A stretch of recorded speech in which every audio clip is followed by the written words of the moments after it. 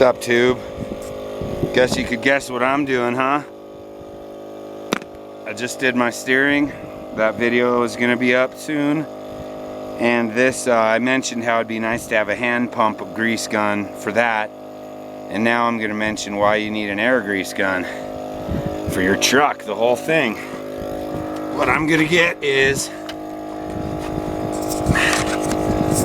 those right there.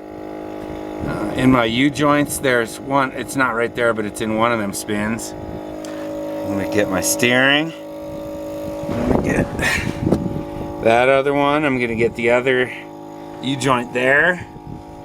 What else am I gonna get here?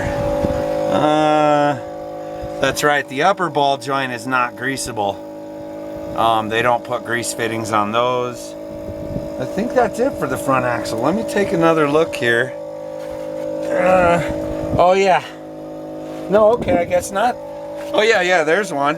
That's funny, that end doesn't have grease, but this one does.